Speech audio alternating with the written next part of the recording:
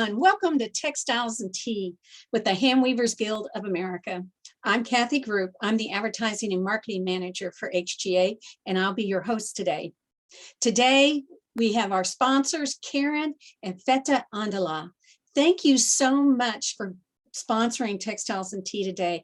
It's just so nice to have individuals sponsor us and keep us going. Thank you so much, Karen and Feta. We will have questions as usual today. It's the last 15 minutes of the hour. Please put your questions in the Q&A and not in the chat. Keep those chat comments coming. We love those, but I can't see the questions in chat. Today, I'm so excited to have Heather Hietala, and she is going to be with us today. Heather is a studio artist, educator, and permacultural gardener. She received a BFA in painting and sculpture from the University of New Hampshire, and she got her MFA in textures from the University of Massachusetts, Dartmouth. She has lectured and conducted workshops across North America and internationally. Her work has been exhibited in galleries and museums and included in many private and public collections, included the Racine Art Museum in Wisconsin, the Asheville Art Museum in North Carolina, the Gregg Museum of Art and Design in Raleigh, North Carolina, Wingate University, and Agnico Eagle Gold Corporation in Toronto, and the Horn Collection of Contemporary Craft in Little Rock, Arkansas. She has received an NEA Regional Fellowship, a Tennessee Arts Commission Fellowship, and 2 artist residents at Centrum Center for the Arts in Washington. Her work is available at Momentum Gallery in Asheville, North Carolina, and Oeno Gallery in Ontario, Canada. Welcome. It's so nice to have you here, Heather. Thank you. It's wonderful to be here. So we're going to start with the first question, which is, what is your favorite tea? Okay.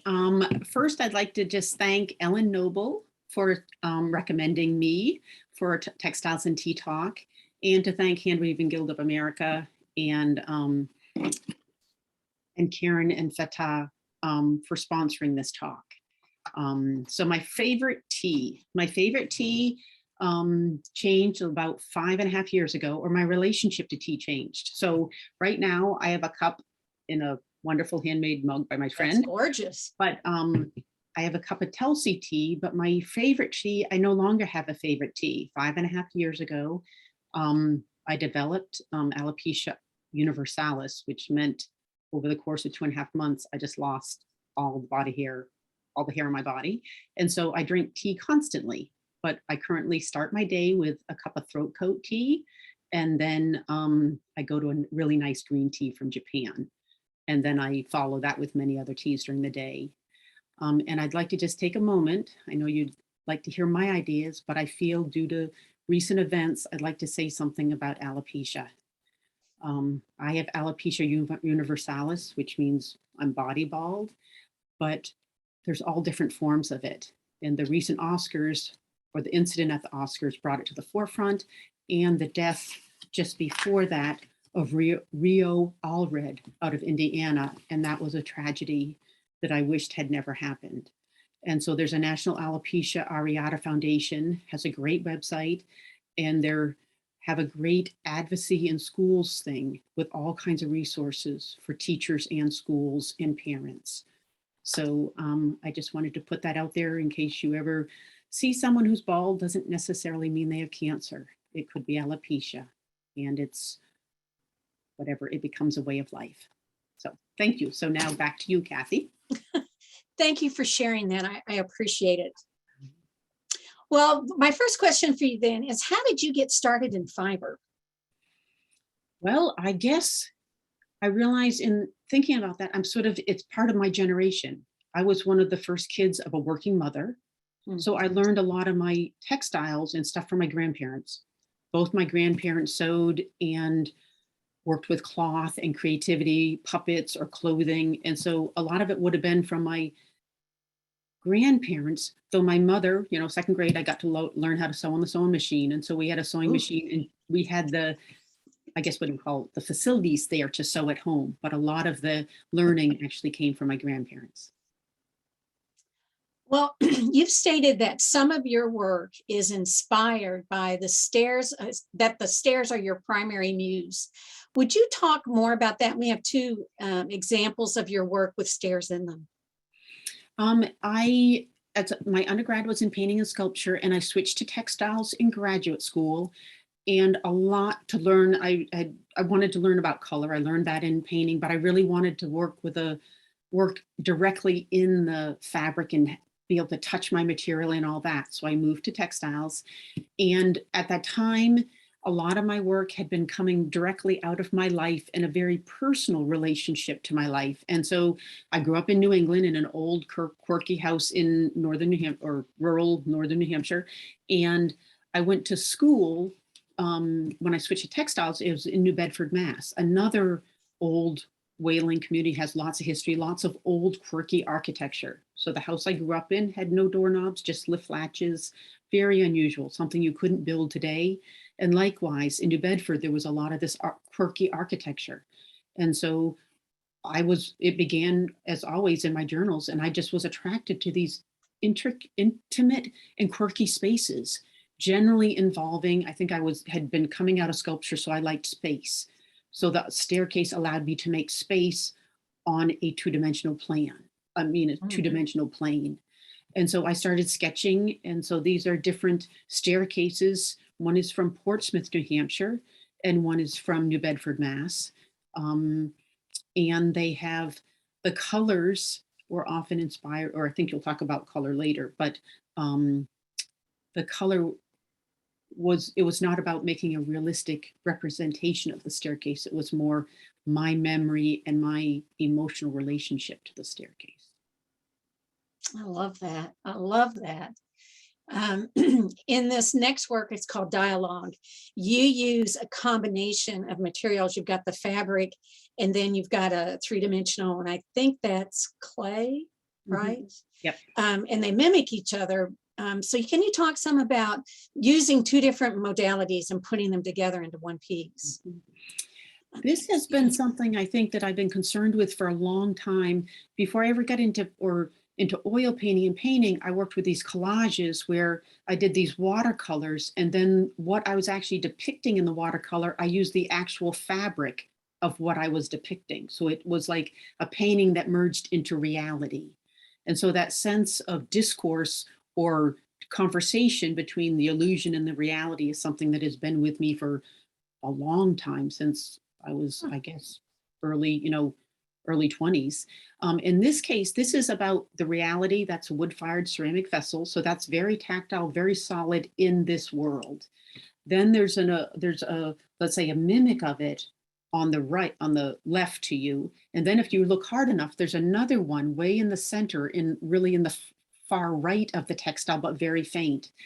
And this was a conversation or a trying to think about when someone crosses over. There's a long history of vessels as funerary vehicles or imagery. And so in this case, we're dealing with a vessel in this world. Then there is someone that is crossed over. And so there's a conversation and textures and all that. And then there's someone even further that could be someone from another generation, or as this memory fades, it moves to the other one. So it was all about the physical here and now, and then a more spiritual realm that is visual. Your work is so full of color also. We saw some at the beginning, and then we've got some images coming up too in these two pieces. I mean, I love the color, and here's the stairs again. So your education, part of your education in college was painting, and you've talked already some about that, about painting. So do you think coming from a painting background impacted on how you do color now in any modality? Definitely, because I mean, I started out in watercolor and then I moved to oil painting. I hated oil painting, but because it never dries, you could spend 3 days mixing yellow. You could mix things forever and fine tune and really see and as you fine tuned a color, you learned all the nuances, so that is in me, whether I'm working in a muted palette or a natural palette as I am more nowadays, or no matter what, it gave me the ability to mix any color. If I see a color, I know what's in it. I know how to mix it, but I also know how to make colors work with each other and how to mix and blend and all this relationship of how the colors themselves interact. Uh-huh. And so to make a very vibrant palette hold three-dimensional space, we will see in another slide. I always start out with a pencil sketch, and then it was a value drawing, and then that value drawing was translated into color. And the colors were vibrant, but they hold the space because they have the right value. So that background in painting is just a part of me. I can't wait to hear more about the value drawing. I want to hear more about that. And your colors are amazing that you choose. So I was wondering, because I know you also dye, right? And you, we've got an image of here of some of the dyes you've done. Can you talk some about the dye process and how it impacts your work? When I work, I began with immersion dyeing as a lot of, and this would have been in the early 90s, as a lot of people. And then I think probably from my painting background and wanting to fine tune, and in this case, this is a textile replication project I'm doing. And so I'm trying to color match colors. And so what I began doing was activating the cloth. And these are all containers of sodium alginate print paste with Pro Chemical and dye company MX dyes.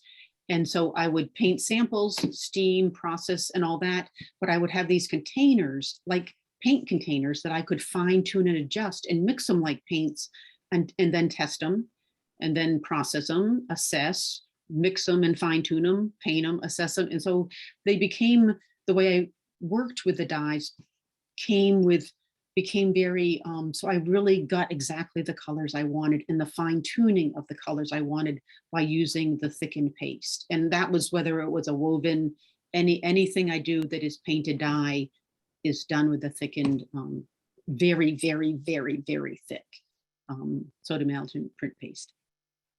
So do you do more kind of a surface painting dyeing? Do you also dye like yarn or cloth?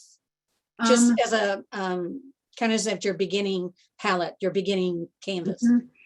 I used to do a lot of dyeing. Now I'm a permaculture gardener. I'm very, very aware of the things that I can assess and in my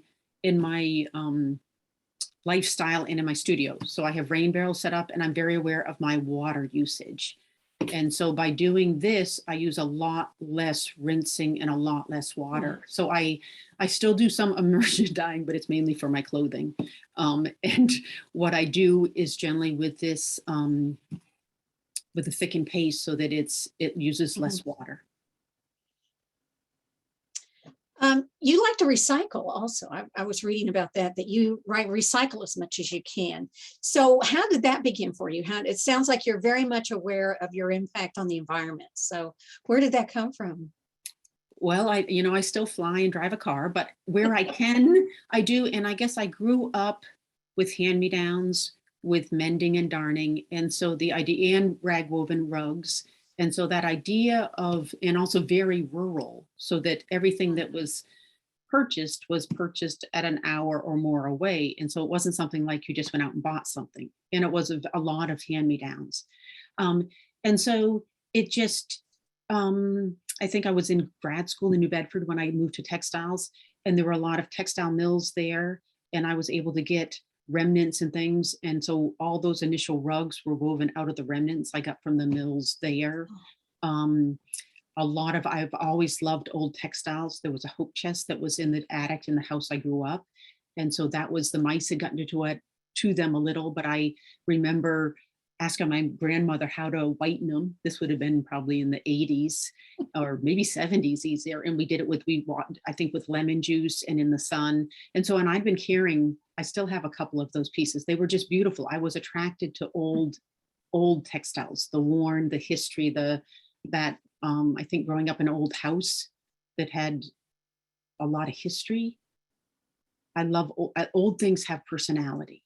And so I often went for the textiles I used, even in grad school, I would go to certain ones, there was some comb cotton sateen and a few things that were purchased, but a lot of times I went to auctions and flea markets and yard sales to get my textiles that I used. So would you even, to the point of taking like an old shirt or an old jacket or something and tear it apart to use it, or? Oh yeah, it was, though it took me forever using all those pieces when I was doing a lot of the rag rugs. That's when it was really a pain. Not a pain, but it was much more labor intensive. And then someone gave me she inherited a box of bed sheets. And so those, but I still couldn't do something. That was at a time when I was really thinking. So I actually took all those bed sheets, silk screened them with words, and then cut them up to weave the last series of rugs that I did, because they were prayer rugs. And so it was the repetition of the weaving, the repetition of the words, and all that was just the foundation before I painted the imagery on. So there's often a thoughtfulness to what I do. I was reading on your website, and you talk often about paths. Sometimes you're referring to your work, sometimes you're referring to yourself. So you talk about the different paths in your work. What different path do you think you would have taken if you hadn't gone art? Because you already did one kind of jog, right? From painting to. Yeah. Well, at one point I've almost a master's of education. I thought I wanted to be a reading teacher, 6th grade reading teacher at one point, because I have some dyslexia and I had trouble reading. So I wanted to help people read. Then I think if I had to look back now, I go to the organic grower school here in town, and there's a new thing called flower farmers. And they're at the tailgate market just selling flowers. And I might just be a flower farmer if I had to do it again. Well, talk some about what kind of a grower are you? Talk some about that if you don't mind. Well, here I have a 0.28 piece of land, but the way the ranch is set up I have a 58 ranch. I have 2 big squares front and back. And so I have a variety of fruit trees. I have pears and cherries, apples, persimmons, dates, blueberries, aronia, service berries, raspberries, blackberries. So a lot of it is edibles. And then I also have the vegetable garden, but the vegetable gardens have to be protected on the bottom from the voles, on the sides from the rabbits and woodchucks. And I also have bears and deer that come through. And so I have honeybees, and they are protected by electric fence. And then the rest of it is just sort of a garden that does a lot of self-seeding every year. And it's all about flowers and all about pollination. So every year my garden is different. I tried to, I think, put a little bit of control in the beginning, and now it just ebbs and flows. And as anything, we all have a place that is where we're supposed to be, and every plant does. And so sometimes a plant that's over here, all of a sudden it's over here because it likes it better over there. And I just, rather than put it back where I thought I wanted it, I just leave it where it wants to be. I like that. It doesn't want to be over there. It's kind of like my garden. They don't want to live. They want to die. So that's what they do. Oh, okay. Well, mine want to live for sure. Obviously, that's wonderful. Do you ever do any natural dyeing, or did you do natural dyeing with that?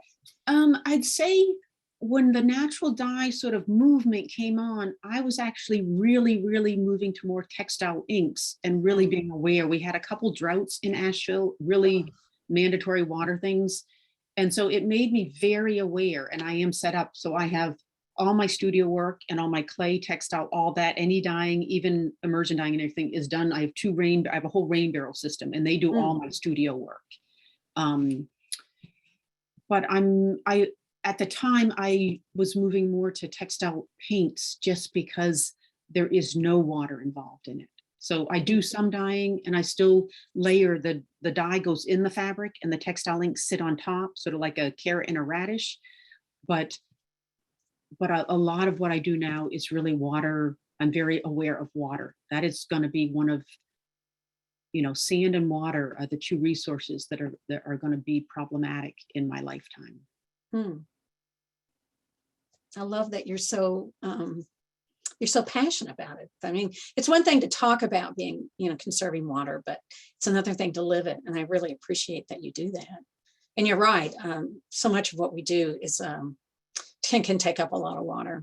Mhm, mhm. You are an artist of many talents. When I was trying to come up with your questions, it was like, oh, I should ask about this. Oh, I should ask about that. Oh, I should ask about this. You're very varied. And so one of the things that you do is textile replication. So here we got an example of you doing the work, and this, well, I'll let you talk about it, what all this is. So how'd you get involved in this? Okay, this was a fluke. I was teaching a fluke. I was teaching, I was at Penland, and I brought my students in to see the Biltmore estate that is in Asheville, and they had a textile lab, and they were cleaning the big tapestries they have in the second floor, in the living hall, I think, or the first floor library, or there's a room there. But anyway, they were cleaning the textiles. They had a huge like float bath that had taken up a whole room, and they were washing them. And so I took my students in because it was a textile class, and just to see, and I'd never been there, and somehow maybe they'd reached out to Penland or whatever. So I went there. And then after taking my students there, maybe a month later or something, I was contacted by them if I knew of anyone that would take on a job of replicating these textiles they had. Mm. And so I started having a conversation with lots of my friends, and a lot of them, and I was passionate about it because they had shown them to me. Because I guess I went and I said I need to see them before I can try and sell them to somebody. I need to be able to tell them what it is. And so I'd seen them. And the thing that got me is they wanted me to replicate, or that attracted me was they wanted whoever replicated them to copy all the spill, to do them exactly the way they were, and replicate all the spills, drips, and mending, and all the wearing, everything. They didn't want them fixed. They wanted to show the life of the textile. And that intrigued me. And eventually, long story short, I ended up putting a proposal in. You ended up putting what? A proposal in myself. Now, where is this? It's in Asheville, North Carolina. Okay. Yeah. So if I wanted to come see this, is it on display? Yes. Well, you'll need a check. I've done this project and I did another pelmet. The pelmet project is always on display in the second floor living hall because at the Biltmore? Right, at the Biltmore. And then this is, you'd need a check because it's not a museum. The lights are not the lights. The windows are not UV protected. And so it's open half the year and then it's shut half the year due to how the light is falling. Mm-hmm. And so that half the year they pull the shades and the room is kept dark. So you just have to check on that. For those of us those of us in the South all know what the Biltmore is. Can you tell people what the Biltmore is? It's, a lot of people will have heard of the Vanderbilt family. Mm-hmm. And so this was the youngest of I think the 10 kids. I haven't given a talk about it for a long time, so I'll just try and see what I can remember. He was the youngest. He traveled the world studying land grant farms and things all over Europe, and then settled in Asheville. And he built the Biltmore estate, but he also did a lot of good things. He started the first forestry center in the country. He started Biltmore Dairy. He built All Souls Church and a whole community to house his workers. He built a conservatory at the estate that was because he didn't expect Asheville to supply all his flower needs. There's a lot of legacy in Asheville for him. And then in the 30s, during the Depression, the city of Asheville, if I remember correctly, went and asked him if he would open his house to people for tourism. And he agreed to. And I wish I'd been alive then, because you could go through it. You could actually read the books in the library. I mean, all the things that you can't, you're cordoned off. You don't get to touch anything. But at one point, so the Biltmore estate is a big part of the history of Asheville, really. But I also loved like the textiles that you showed just previously. The thing also that sold me on that, there's an old black and white of when George married Edith in Stresa, Italy in 1889 or 98. He had 7 of those palampores from India, and he decorated the whole honeymoon suite with them. And these are utilitarian textiles made for export, but utilitarian, they're just cotton. But he liked them. And it didn't care. It didn't matter that they weren't velvet or they weren't like he liked them. And that's what he decorated the honeymoon suite, one of the most important sort of days of your life. And I just love that because at the Biltmore, there's cotton voided velvets. There's all kinds of textiles, But then there's also these bed canopy and drapes done with a palimpori that's cotton in every day. So I like his eclecticism, I guess. I love it that you're part of history. To be a part of that, to restore. And that's interesting. I don't know that I've ever heard anybody talking about restoration where they want it to look used. Usually they don't want you to come in and make it perfect again. That's amazing. Well, it's because the first one wasn't perfect. Right. So these were done, they were just for utilitarian. So they did want me to replicate the mending. That's amazing. Yeah. Well, I'll have to keep an eye on that next time I go to the Biltmore. You are also a writer, and you have a book called Weaving Contemporary Rag Rugs. You have other things, but you have this book. And before we go on, I have to tell my story. This was so funny. I was looking up all the information about you, and I Googled it or something, and this book picture turned up, and I'm like, wait a minute, I have that book, but it says Heather Allen. And I even emailed you and said, are you Heather Allen? So, because trust me, once I actually put a question in, and the person I was interviewing say, that's not me. Same name, both of them were fiber artists. She goes, that's not me. So I was so excited because I have to gush a little bit. I love this book. This was probably, and you can see because I have all my notes and everything. This was the contemporary Weaving Contemporary Rag Rugs was one of the first rag rug books I found that just excited me. And I was telling you earlier, it's like a cross between a coffee table book and a how-to book. So I was so excited when I met you, and I'm like, I love this book. So I have to share that story. But talk some about why a book and what happened with this book. Well, the book came to be, when I was in grad school, I was trying to defend using rag rugs and weaving rag rugs. And rag rugs are sort of, you can think of them as the dishcloth sort of textiles. They're sort of utilitarian. They were not definitely something that you'd put on the wall, or not definitely, quote unquote, to think of as an art or a celebrated article. And so, but I had wanted to I'd spent some years in Japan in high school and college, and I'd wanted to put an image on the floor and make my staircases, like make a visual trapdoor in the floor. I'd grown up with rag rugs. I wanted something of that nature and that heft and that solidity on the floor that I would paint this image on. And so actually in grad school, they didn't teach rag weaving in school. So I actually took a weekend workshop at Horizons, which is now Snow Farm in Western Mass, learned how to weave rugs, and did my, use them as a main part of my graduate school and thesis. And then went off to the Appalachian Center for Craft doing a residency, went up to Convergence when it was in Minneapolis in, I believe, maybe 1990, no, yeah, 91, 93 or 94, somewhere in there. And that's when I saw Sakiori, the rag weaving tradition from Japan, and Raleigh Rupa, I'm drawing a blank now. I used to know her very well. She was a major hand weaver, and she had gone to Finland and brought back a rug from Raleigh Rupa, who was doing surface design with a color removal. We think it was bleach or something, but it was a color removal or thiox kind of thing. But it was like, oh my God, another person doing, surface design on rag weaving.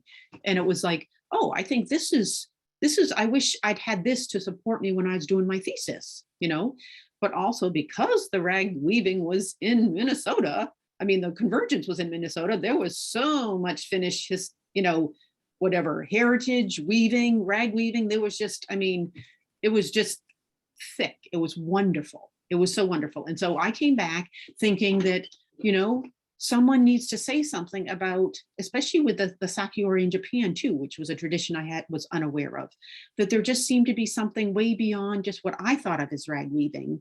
And maybe there was a book in it. So Lark was around at the time, Lark Books in Asheville, and I was in Tennessee. And so I did the same thing like I did with the replication. I went out to all these weavers that I knew that were working with rag weaving or some form of it or interested in it, and said they should write a book. I want them to write a book and I'll be in it. And once again, everybody said, well, we're weavers. We don't write. And maybe you should write it. And it's like, well, So sometimes I take, as my friends know, or my friends and family know, I like a challenge. So back then, this was pre-computer. So I started sending letters, snail mail letters with a stamp. I got things sort of listed in periodicals in Europe and the weaving periodicals in the US and Europe.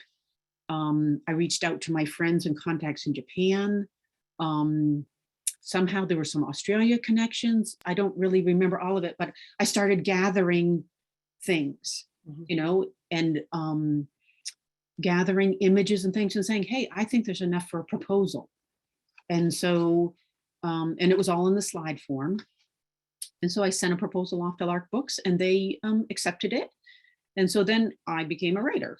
But I should step back. When I went to grad school, I went to the University of Massachusetts, Dartmouth, and they had it was part of the land grant program. So I could go through it as a New Hampshire student because we didn't have an MFA in textiles in New Hampshire, but they also had a written thesis. And I went to that school, though a lot of my other friends and colleagues that I met there did not like the written thesis part of the MFA. I went there partly because they made you write your ideas.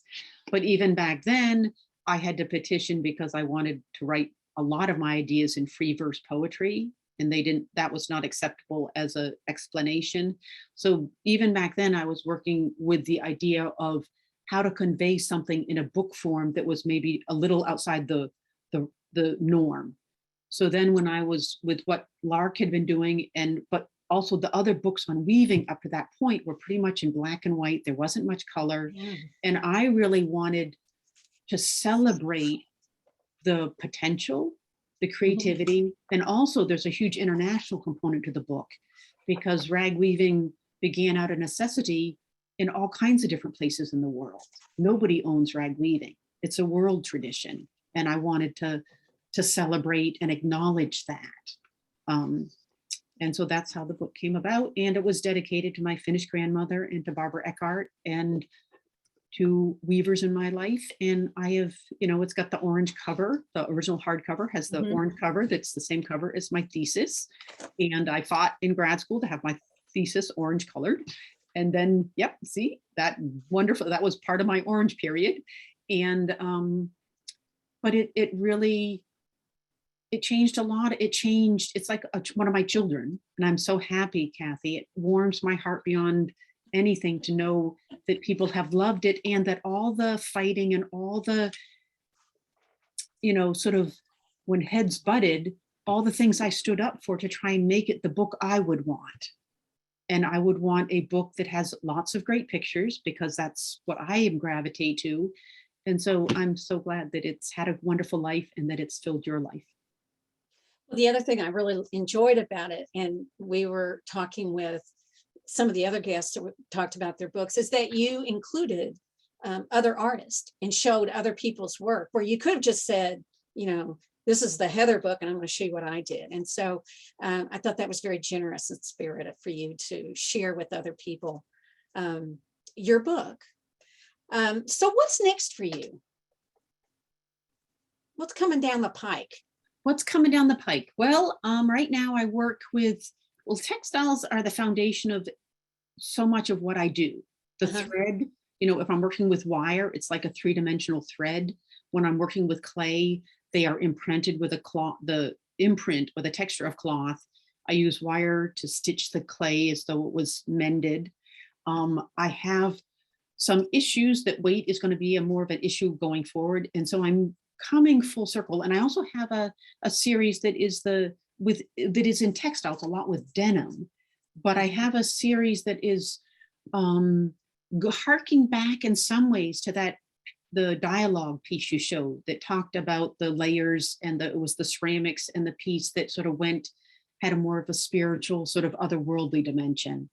And so there's another series coming that will be, the 2D is continuing on. I mean, the 3D, the ceramics is continuing on. There's a 2D component that's going to start a dialogue more. There's some things I can say 2D that I can't say 3D. The palette, I think, will stay fairly simple. You know, it's blues and earth tones, because often it's the material itself that gives it the color. During the pandemic, there was definitely the sense of relationship and connection was something, or lack of relationship and connection, or the need for relationship and connection. So that idea of having a vessel, or nurturance, a vessel inside a vessel, or a vessel on a vessel, or the storyline of many vessels together, or something, there's definitely narrative and relationship that is coming in a new way into my work. Well, I can't see what comes, wait to see what comes next.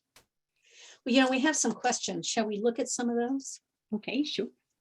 All right, we have, Pamela Bisson or Bisson, I'm not sure how to pronounce it. Hey, Pamela, she asks questions quite often. It's nice to have you back, Pamela. She says, hello to a fellow New Hampshire Wildcat, 1969. Hello. Let's see, Danielle Brodeau said, is a music background for you? Do you have a music background? No, I do not have a music background at all. I'm actually very sort of tone deaf and not very good at singing. You do not want to have me sing in your presence, though I do like to sing. And I enjoy music and I enjoy sounds, but I don't have a musical bone in my body. If I didn't ask the right question, please resubmit. I'm sorry, I don't think I understand. Gail Valance wants to know, what is the thickener that you use in your thickening dyes?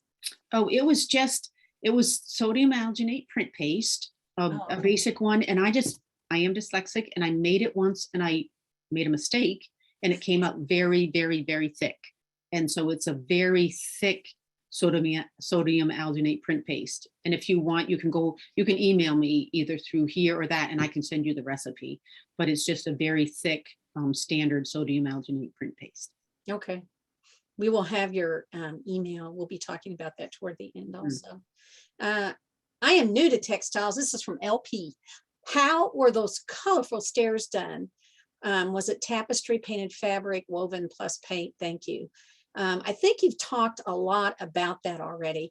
But I will just say one thing. It's because it's what I do, though. That period is when I made a ground of all these piece fabrics. And then the image was painted on top of this piece fabric. So the piecing had nothing to do with the image, because it was all about sort of this Bachelard's poetics of space and the reality and that. So they're not created by sewing. They're created by painting thickened dye on a textured cloth, just like painting dye on the woven rugs. Good question. Oh, that's great. What is the Japanese name for rag rugs? Sakiori. It's Sakiori. Sakiori, because saku means to tear, and oru means to weave. Okay. I know very little, actually, I don't know anything about that. So what is some of the major things in that theory or process or whatever when it comes to the rag rugs? Is it anything different than American rag rugs? Oh, it's very different. Okay. It's on a very different scale, because they don't wear shoes in their house. Like I have what you would think of as a rag rug, but it's meant to go over tatami, and it's meant to be only walked on with bare feet. And so it's much thinner. They also use rag weaving for clothing. It's on a whole different scale, because they do it some with the silk and some with cotton. And so it's on a much finer, almost more fabric-like than in, it came out of, it came out of necessity, but the rag weaving started in Finland, and specifically in Finland and the Scandinavian countries against cold, I think originally as bed rugs. And so it was needed for different purposes. And so it's much finer and more fabric-like. Gail, this is also from Gail. She says, you are an inspiration. Oh, I agree with you, Gail. I agree with you. Yeah, thank you. Denise Smith said, can you speak to the techniques used in the blue staircase shown near the beginning of the talk? I just grabbed your book off my shelf. See, everybody has it. And I don't see that one in the book, but I see the other stair piece. That was a piece that was actually, it's a tribute to Barbara Eckhart. That was done after the book was published, so it's not included. And that was just, I wove it out of rayon fabrics, worded fabrics. And so it's woven white on white on white.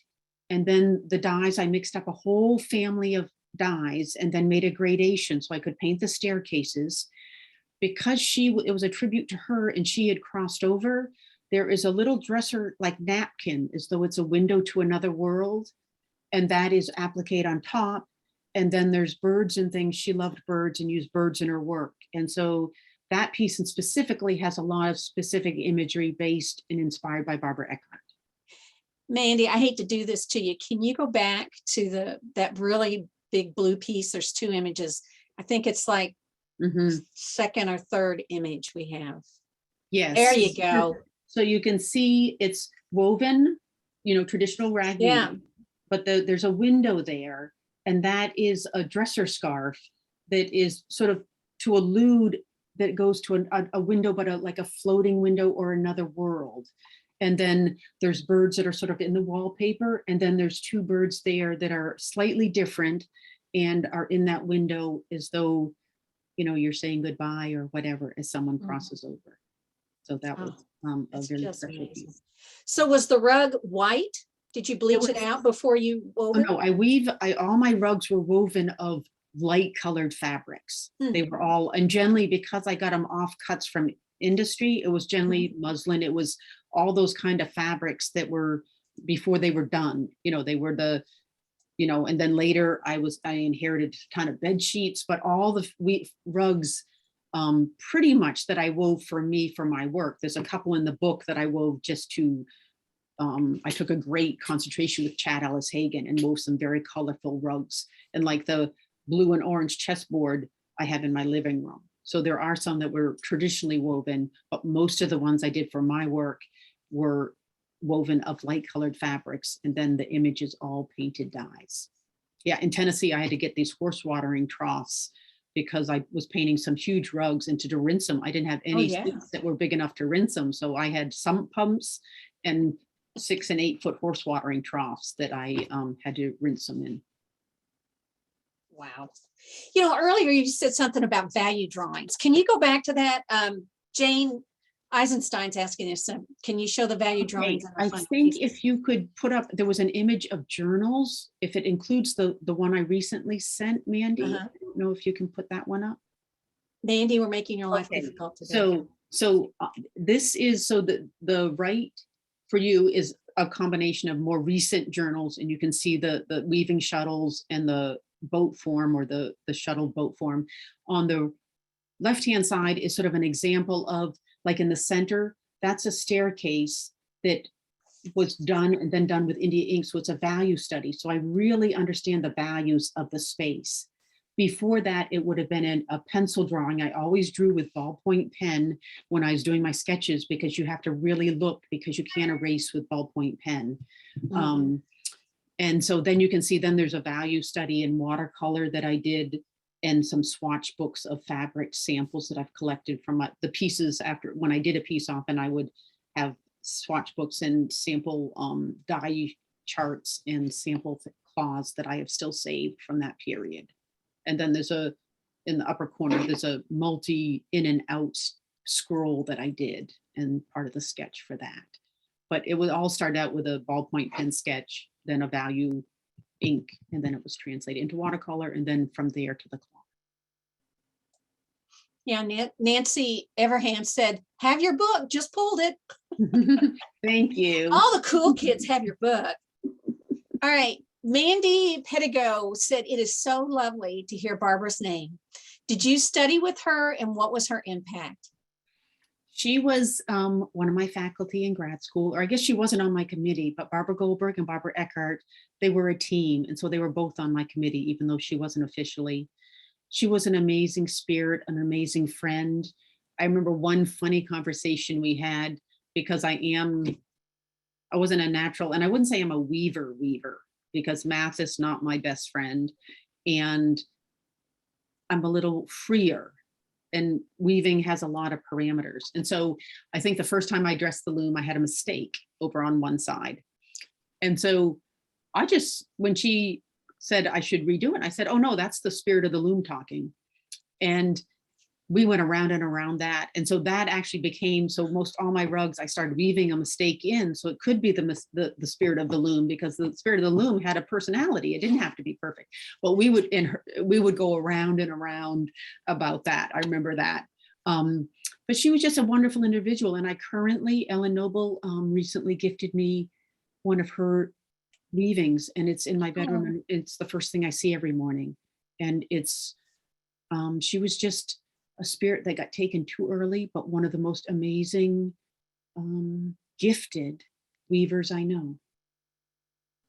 I think you're like spirits and you found each other. Is so love, oh, I just read that one, sorry. Oh, here we go. I knew we were going to have this question. Sarah Monger wants to know about what's behind you. She said, could Heather discuss those metal items on her background and what do they do? It is interesting and this is fabulous. So talk about those and also tell people about your setup. I love the setup. Okay, when I moved it, this is a basement sort of studio teaching space. And so I put big homosote boards on all the wall, the shelving over there, but there's homosote balls. I'd love to tack things up.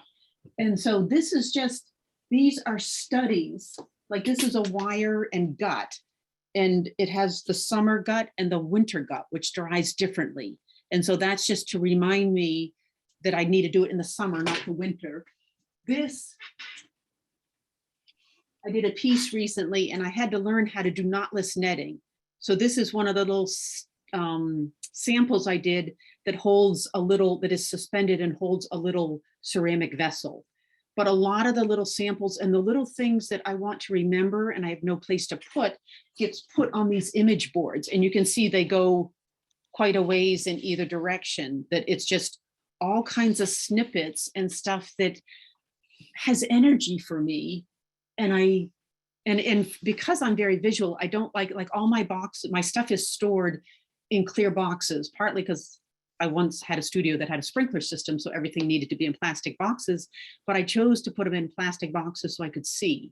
Mm-hmm. So I like to keep things visible. And so this is a way of keeping all those little, snippets of inspiration, or sometimes it's just something to remember. If I'm going to do that again, I'll go and look at that and the sample is handy.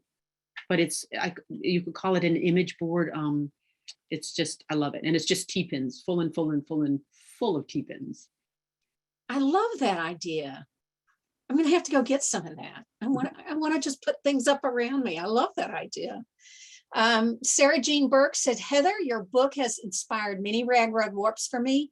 Thank you for sharing your vision. Thank you. Yeah, I tell you, this book.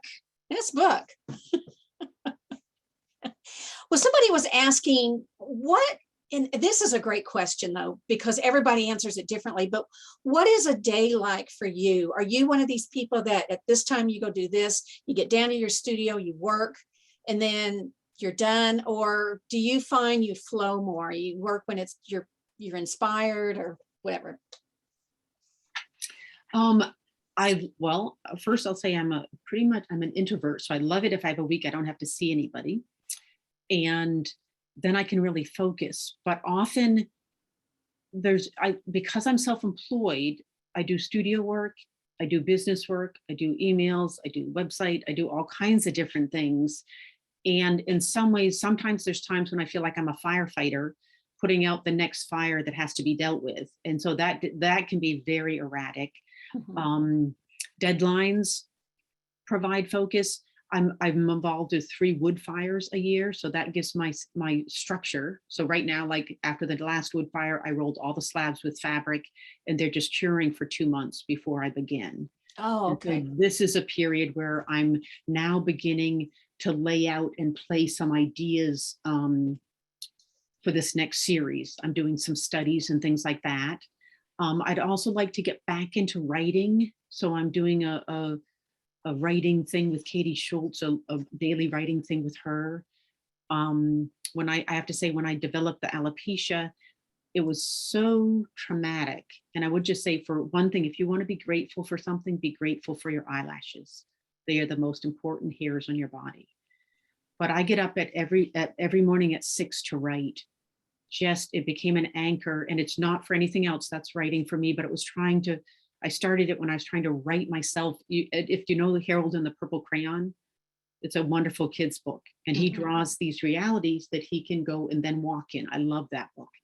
And so writing in a way was for me to try and figure out, have a dialogue with myself about this thing that was so surreal. I couldn't get my head around it. And so that was many years later, and I still get up at 6 and write. Then I have tea and breakfast with my housemate. And then often it's whatever I do. If I do writing, it's often there in the morning. I work a lot at night in the ceramics and the creative stuff. Right now it's garden time. So I depending on the weather, because I plant, transplant, do all that based on the rain, because I don't water, I don't use my hose. So if it's going to rain tomorrow, this afternoon, maybe I'm out there doing what I need to do to take advantage of everything being watered by the rain. So it's, but there is definitely structure. I mean, I work all day, every day, but it will depend on, like, if it's a website day, then, oh my God, that just is a black hole that, that takes way longer always than I want, but it's a part of our world now. So a lot of what we do is now I try and, do the Instagram and Facebook. There's a lot of work to try and reach all the different avenues that are part of our daily life, that it's complicated in that regard. But every day I make something every day in some form, or work with my hands in the studio in some form every day. You have such energy. Oh my gosh. Kristen Lanzer has asked a lovely question. Hi, Chris. Hi, Heather. Do you know her? She was my roommate from undergrad from many years ago. Oh, wow. Well, hello, Kristen. Lovely to have you here. This is a wonderful question. She said, if your clay, textiles, journals, studio images could be in a library, a museum, or an education center or something, where would you love them to live on? She says, your vision, imagination, and generosity is abundant. Well, thank you very much, Chris. You're an integral part of my journey. Where? I don't know, because it would be, well, I guess some of it I would think I would love some of it to be in Asheville. This has been my home for 24 years. But then there's a part of me that would love to go back to New Bedford. That's where I have a very strong relationship to New Bedford. And then, to New Hampshire. I don't know if it all belongs in one place. At some point there will be a lot of stuff left. I love it that I was so honored when the Racine Art Museum acquired one of the rag rugs. That was probably the first rag rug in a major art museum.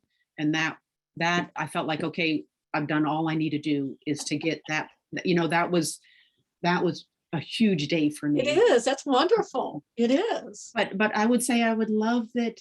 I had a show once for the Surface Design Conference out when it was in Kansas City, and I had an exhibit, and then I had some cases just of maquettes and journals and all that, so people could see sort of some of the stuff that is hidden and the sort of the behind the scenes. And people loved it because journals and all that is an integral part of it's an integral part of the dialogue I have with my creativity and my creative self. And often we just get to see the finished work. And so I would love, I agree with Chris, and I thank her for the question, that I would love that some of those, because they're so integral to the way I work and think, that some of that does get archived somewhere, but I don't know where, because they have to want it. Yeah. And who wouldn't? Come on. Ruth Howe once said she got your book, used the twice woven chair pad on page 91. She said she wove all the white yarns, have collected for dyeing. They were woven, cut apart, and then rewoven into bath mats. So cushy. Thank you. Great project. Way to go, Ruth. Hey, and can you say one more time the name of the material of your boards? It's homosote, Homosote. You'd get it at a building supply place. Okay. I got it. I did not get it at, you might be able to get it at Lowe's or Home Depot, but at the time I got them, this was like 12 years ago. They did not have it. I had to go to a building supply place. Okay. And I actually had to go, when I first moved here, I could get it in Asheville. We had to go way down, I think almost to South Carolina, to a place that had it. It was not as readily available as you might think. But it's homosote. It's definitely out there because it's a building material. Okay. And it comes in 4x8 sheets, and it's wonderful. Lasts forever. Some of these are new, but some of these were moved from the original studio I had, so they're 24 years old. Wow. Wow. Well, thank you so much for being here today, Heather. I really enjoyed talking with you. Well, thank you. And since I'm such a big fan, it's such a great story that I didn't know who you were. So thank you so much for being here. I do want to remind folks that if you want to learn more about Heather, go to her website, which is Heather, and I'm never going to get this right, Hietala is her last name, and you can go there, heatherhietala.com, and her Instagram, which is Heather Allen, name of the book, Hietala, and same thing with Facebook. You can put that in, and you can find her Instagram and her Facebook. You can see more of her work. Her Instagram is just a joy, so check that out. Again, I want to thank our sponsor, Karen and Feta Andala. Thank you so much, the two of you, for sponsoring Textiles and Tea. We do appreciate it. If you would like to sponsor Textiles and Tea, or your guild, or your business, please go to our website, weavespindye.org, and you can get all the information you need to be a sponsor. If you like programs like this and you would like to see more programming like this, please support HGA either by becoming a member or donating to the Fiber Trust, or both. And we will keep this programming going. We've added so much with Spinning and Weaving Week, the Guild Week, all the things that we've added lately. We want to keep that going. If you've missed any episodes, you can watch them on Facebook. We're also putting them up on YouTube. I encourage you to subscribe, because then you'll get a notice when a new one has been posted on YouTube. We have a lot of things coming up. I want to talk some about the hotels. People have been asking us about what hotels are available. We're going to go through these really quickly. We've got the Crown Plaza. Some images here of this lovely hotel. Crown Plaza has a shuttle that will take people back and forth. It's only about a 10-minute walk, but if you don't want to walk, you can go back and forth. And lovely indoor pool, which will be nice when it's that hot in Knoxville this summer. The next one is the Hyatt Place in Knoxville. It's just a few blocks. I think it's like a block and a half, maybe two up the road from the convention center. It will probably be my favorite because it has Starbucks. The next one will be the Cumberland House. It is across the river. They have a lovely balconies, oversees the city. It's a nice walk across the river into the convention center. That too is only, I think, a block and a half, maybe 2 blocks away. Next up, what I'm going to show you, this is what's really cool about downtown Knoxville. They have a trolley system, and it's free. And as you can see on this map, it's on the website. You'll be getting it probably in your gallery guide. You'll be getting them at the conference. It goes all over the city. So if you want to go to the Market Square, they have a Market Street, downtown street, that's closed off, and it's got restaurants and shops. You can go there. You can go to any of the hotels. You can go to the university. It's a great system. And of course, it goes right by the convention center. So that's going to be nice to be able to get around. If you've seen some of the Meet the Convergence leaders, they've been going really well. Not quite sure what class you want to take. Here's a great way for you to see some of the leaders and listen to them describe their classes in more detail than what we were able to put on the registration book. We've got several more episodes coming up. We're going to do one tomorrow at 5 o'clock. We got one Thursday at 4. We have one Friday at 4, and all of the participants will be on the website, so you can know who will be speaking at each of these episodes. Convergence events are coming up. We've got sheep to shawl. We're still taking teens. If you are interested in doing sheep to shawl, never done it before, that's fine. We will show you how. It's a great, fun event where you take roving and take it all the way through the process to weaving. It'd be good if you want to get a team together. We'd love to have you participate. Meet and greet is for guilds, schools, and any kind of nonprofit. If you want to set up a table and get to know each other, share your information. Everybody who's going to have a conference next summer, here's a chance for you to get your information out there to the public. Thread Talks. If you have a concept, something that you want to talk about that's about fiber, and you would like to share it with the population at Convergence, then join us and we would love to have you talk about your topic. We've got a skein exchange. Our tile exchange was so popular, we're doing a skein exchange.